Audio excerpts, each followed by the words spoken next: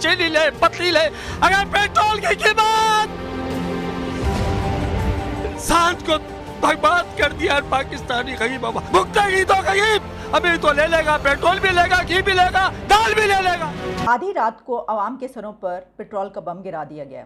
कल रात को 12 बजे जब मुसद्दिक मलिक और मिफ्ता इस्माइल टेलीविजन स्क्रीन पर नमूदार हुए हैं तो उसी वक्त सबको पता चल गया था कि ये कोई बिजली गिराने के लिए आए और उन्होंने बिजली भी गिरा दी और पेट्रोल का बम भी आवाम के सरों पर गिरा दिया।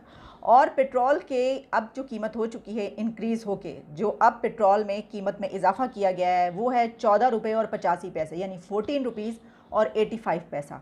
मेरा तो ख्याल है कि ये राउंड फिगर कर लेना चाहिए था। पता नहीं क्यों 15 पैसे इतना बड़ा उन्होंने एहसान क्यों किया है कौम पर और इतने दयालु कैसे हो गई हुकूमत। मुल्क इस वक्त सियासी, मुआशी और आईनी बहरानों की जकड़ में है।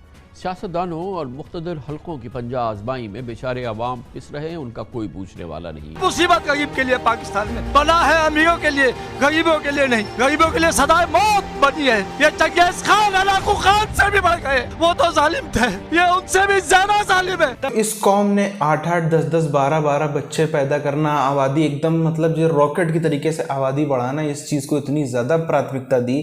कभी ये चीज़ सोचा नहीं, क्योंकि प्लानिंग क्या रहती थी कि भाई बड़े होते जाएंगे, धीरे धीरे एक को वेल्डिंग में लगा दिया, एक को फराले में लगा दिया, एक की जो मीट मछली की दुकान खुलवा दी, एक पंचर, मतलब ये सब इस तरीके से अपना बढ़िया धंधा चलता रहेगा।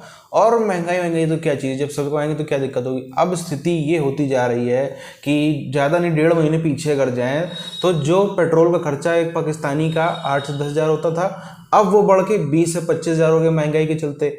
जो राशन का खर्चा होता था 10 से 12 हज़ार पाकिस्तानी रुपए में, अब वो बढ़ के होता चला जा रहा है 25 से 30 हज़ार। तनख्वाह नहीं बढ़ रही है पाकिस्तान, बढ़ना तो आप छोड़ दो, लोगों के धंधे बंद हो रहे हैं, व्यापार बंद हो रहे हैं, नौकरियां जा रही हैं, बेरोजगारी हो गई है। तो ये जनता पूरी तरीके से मतलब एकदम इसकी बुद्धि भ्रष्ट हो गई कि करें तो करें क्या, और इस सड़क पर उतर आए। पूरी चीज़ क्या है, पहले उधर हम चलते हैं। वैसे तो यही कहना चाहता हूँ कि इस तरह रोज़ रोज़ मारने से बेहतर है कि एक ही दफ़ा में मार दिया जाए। सरासर ज्यादती है, गरीब आदमी के लिए बहुत तंगी है। जो अफोर्ड कर सकता है वो तो कर लेगा, लेकिन जो नहीं कर सकता वो क्या करेगा। जो भी कहता है वो अपनी मनमानी करता रहता है, ये नहीं पूछता कि गरीब आवाम करेगा क्या, तो कहाँ से पूरा करेगा। सिर्फ पेट्रोल की कीमत तो नहीं होती ना, पेट्रोल के साथ सारी महंगाई हो जाती है। शायद जंग के दौरान रूस ने यूक्रेन पर भी इतने बम नहीं गिराए होंगे जितने पेट्रोल बम इस इम्पोर्टेड हुकूमत ने अवाम पर गिरा दिए। 3 माह में पेट्रोल की कीमत में तीसरी मरतबा इजाफा। नाअहल हुक्मरानों ने एक बार फिर अवाम की चीखें निकाल दी। कल से शहबाज हुकूमत का IMF बजट शुरू होगा। कल माली साल का पहला दिन है और पहले दिन से इस बजट ने जो इसके असरात होंगे वो यकीनन ऐसी होंगे कि लोगों पर कहर होगा जो कि नाजिल होगा। महंगाई से बेचैन अवाम की अभी मजीद चीखें निकलेंगी। पैसे उन्होंने छोड़ दिए, पूरे 15 रुपये नहीं किए। 14 रुपये और 85 पैसे कीमत इंक्रीज़ होने के बाद अब पर लीटर पेट्रोल की प्राइस हो गई है 248 रुपीज़ एंड 74 पैसा, यानी कि 248 रुपये 74 पैसे, और आप इसको 249 यानी कि 250। अब आप ये सोचिए कि एक गरीब आदमी अपनी जेब से पर लीटर पेट्रोल के लिए 250 रुपये कैसे निकालेगा। पेट्रोलियम पे 1 जुलाई से 11% सेल्स टैक्स लेना शुरू करेंगे और पेट्रोल पे 50 रुपये फी लीटर लेवी लगाने का फैसला किया है। ये सब IMF के डिक्टेशन पे हो रहा है। इसके अलावा हर महीने 5 रुपये फी लीटर लेवी बढ़ाया जाएगा। कल माली साल का पहला दिन है। कल से पेट्रोल, बिजली, डीजल, गैस की नई कीमतों का इतलाक शुरू हो जाएगा। अवाम कमर कस ले क्योंकि बहुत जल्द पेट्रोल 290 रुपये और डीजल 320 रुपये लीटर होने वाला है। IMF की शराइत के मुताबिक हुकूमत को पेट्रोलियम मसनूआत पर 11% सेल्स और 50 रुपये लीटर तक मरहलावार पेट्रोलियम लेवी देनी है। पहले ही आटा, दाल, चावल के दाम और ट्रांसपोर्ट्स के किराए करीब तकबे की सबसिकत से बाहर हो चुके हैं। पेट्रोल जब से ये हुकूमत आई है 3 महीने हुए हैं, यानी रोजाना के हिसाब से अगर आप 1 रुपया लगाए ना या 1.25 रुपया लगाएं तो इतने पेट्रोल की कीमत बढ़ रही है। अब आप अंदाजा करें कि कैसा जुल्म ये पाकिस्तान की अवाम के साथ कर रहे हैं। इस वक्त जो आलमी मंडी में कीमत है वो लगातार कम हुई है और लगभग 25% तक कम हुई है, यानी 103 रुपये फी बैरल पे आलमी मंडी में पेट्रोल की कीमत पहुंच गई है।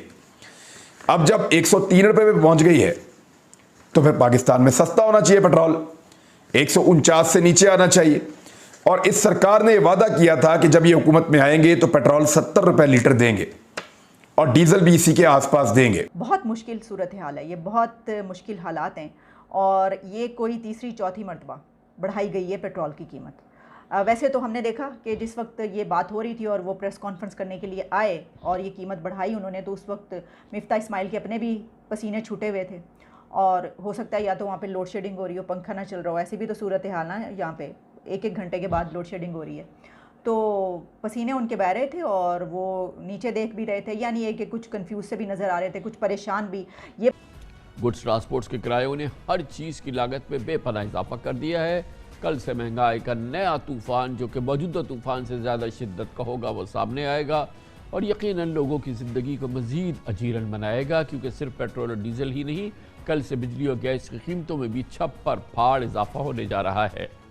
हुकूमत ने गैस की कीमत में 45% और बिजली की 7 रुपये 91 पैसे फ़ी यूनिट इजाफे की मंजूरी दी है। अब आप ये करें कि जो बड़े बड़े लोग हैं और बड़े बड़े इदारे हैं और स्टेक होल्डर्स हैं, उनकी आप जितनी बड़ी बड़ी सैलरीज हैं उस आधी आधी काट दें। आप अब उनके जेबों से निकलवाएं पैसा, बजाय इसके कि आवाम पर ही बोझ डालते चले जाएं। वरना फिर क्या होगा? वरना फिर ये होगा कि आवाम निकलेगी और खुद पकड़ पकड़ के खींच के जेबों से पैसा निकाल लेगी। आप समझ सकते हैं कि मैं इस वक्त क्या कह रही हूँ। जो इस वक्त आप बिजली इस्तेमाल कर रहे हैं, जब 2 महीने कि इन चारों हलकों के अंदर लोड शेडिंग ज़ीरो कर दी गई है। अब लोग जो है लाहौर के या पंजाब के, वो ये कहते हैं कि काश हमारे इलाके का एमपी भी लूटा हो जाता, यहाँ पे भी इलेक्शन हो रहा होता तो इस शदीद गर्मी के अंदर हमें बिला तातुल बिजली मिल रही होती। यानी बाकी लाहौर के अंदर लोड शेडिंग हो रही है, इन ग्रिड्स के ऊपर लोड शेडिंग नहीं की जा रही जानबूझकर, ताकि यहाँ का वोटर पीएमएलएन की मुखालफत ना करे। ऐसे जालमाना फैसले कोई सियासी हुकूमत नहीं कर सकती जिसको ये पता हो कि उन्होंने अवाम के पास वोटों के लिए जाना है। ऐसा दिखाई देता है कि जैसे इनको कोई श्योरिटी दी गई है कि आप इंतखाबात नहीं हारेंगे, आप ही पाकिस्तान में हुकूमत करेंगे, पब्लिक जितनी मर्जी नाराज हो जाए, आप जितनी मर्जी महंगाई कर लें, आप लोगों को जितना मर्जी परेशान कर लें, जितना मर्जी, आप 30% के करीब महंगाई पहुंच चुकी है पाकिस्तान में। बात तो अपनी जगह पर है कि हुकूमत इस वक्त परेशान है कि ये जो बढ़ाई गई है ये क्या करें। अब प्रॉब्लम ये है कि आईएमएफ के साथ जो डील की गई है वो कंडीशंस तो आपको पूरा करना पड़ेंगी, जो कंडीशंस कही गई हैं, लेकिन आवाम इससे ज़्यादा बर्दाश्त नहीं कर सकती, ये भी बर्दाश्त नहीं कर सकती। अब देखिए कि इसका रिएक्शन क्या आता है। लेकिन आप ये सोच लीजिए, हुकूमत को ये सोच लेना चाहिए कि बस अब जो ये है ना सारा बोझ, ये आप ऊपर की तरफ ले जाइए, नीचे की तरफ ना आए आप। दूसरी जानिब हुकूमत का फैसला है कि 10 बाई 30 फीट की दुकानों में रोज़ाना लाखों करोड़ों रुपए का कारोबार करने वाले होल सेलर्स और retailers, jewellers, electronics dealers, catering services वाले सिर्फ 3,333 रुपये माहाना टैक्स देकर दंदनाते फिरेंगे। यकीनन ये पाकिस्तान के साथ बहुत बड़ा जुल्म है। पाकिस्तान से आने वाली रिपोर्ट्स ये बता रही हैं कि जो पाकिस्तान में एक अमूमन 7 से 8 लोग का परिवार है, जो कि एवरेज माना जाता है, हिंदुस्तान में अगर आप देखो तो एक एवरेज परिवार माना जाता है 3 से 5 लोगों का, पाकिस्तान में 8-10 का तो एक ये एवरेज है परिवार, इतना होता ही होता है। तो वहाँ पे पाकिस्तान के अंदर अगर एक 7 से 8 लोग का भी एक परिवार है तो उसका खर्चा मतलब सिर्फ जो भी आपको नॉर्मल खाना पीना है उसमें हफ्ते में आप एक बार नॉनवेज खाओगे, कभी कभी तो वो भी नहीं खा पाओगे, महीने में भी कई बार 3-4 बार नॉनवेज खा लिया, थोड़ा बेसिक खर्चे, कोई भी उसमें ट्रैवलिंग नहीं है, कोई भी अय्याशी नहीं है, कोई भी लग्जरी नहीं है, कोई भी इधर उधर घूमना फिरना, ये करना, रेस्टोरेंट जाना, ये कुछ भी किसी तरीके का फिजूल खर्ची नहीं, सिर्फ जो बेसिक नीड्स होती हैं उस पे भी कम से कम यदि 7 से 8 लोग परिवार में 60,000 से 70,000 के बीच में आपकी कमाई नहीं है तो ख़त्म हो आप। अब दूसरी तरफ ये भी आंकड़े बताते हैं कि पाकिस्तान की जो मौजूदा स्थिति है, 70% आबादी ऐसी है जिसकी कमाई जो है वो 35,000-30,000 से नीचे है।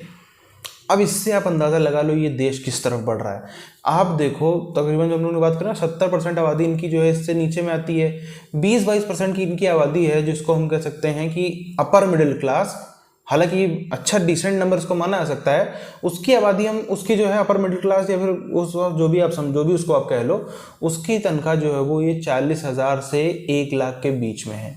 तो तो ये जो अपर मिडिल क्लास है, इसको तो दुनिया भर में कहीं भी अच्छा तबका माना जाता है कि हाँ ये सस्टेन कर ले जाएगा, वो भी उसके भी खर्चे पूरे नहीं हो पा रहे। तो अब आप उससे अंदाज़ा लगा लो बाकी पाकिस्तानियों का, जो गरीब है, जिसकी 70% वाली आबादी की जिसकी हम लोग बात कर रहे हैं, उसका क्या हालत होती होगी। सबसे बड़ी चीज़ एक क्या होती है, जैसे आपने लॉकडाउन के टाइम में भी देखा होगा कि कई लोगों के मकान जिनकी बहुत ज़्यादा तनख्वाह नहीं थी हिंदुस्तान में, उनके भी मकान बन रहे थे लॉकडाउन में, उनके भी अपने सब खर्चे और तो कहीं गाड़ी खरीद के कुछ खरीद रहे हैं। ये सब इसी को बोलते हैं फाइनेंशियल मैनेजमेंट। पाकिस्तानियों को एक ही मैनेजमेंट आती है, गज़वा हिंद मैनेजमेंट, कि 10 बच्चे 12 बच्चे पैदा करते हैं और सबको मिशन पे लगाना है। आप ही क्या रहा है, आप नीचे कमेंट करके बताइए। मिलते हैं आपसे वीडियोज़ में, तब तक के लिए जय हिंद।